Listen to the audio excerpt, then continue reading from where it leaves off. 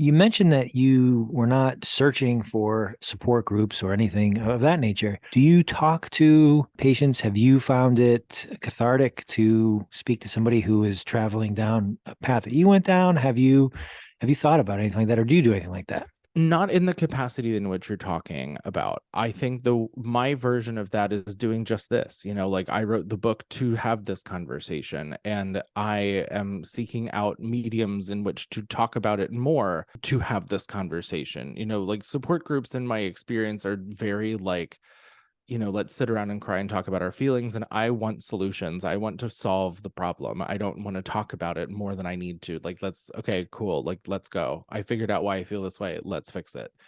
And I did not find that support groups functioned that way. So for me, like meeting people one on one, when I started writing the book, I reached out to people I knew who were within my age bracket and kind of like talked to them about their experience and drew from that. I mean, it just wasn't my thing, but this is my version of doing that in my way of having this book and talking about like all the things that kind of blindside you, that you're like, well, this isn't in, this movie that talks about cancer.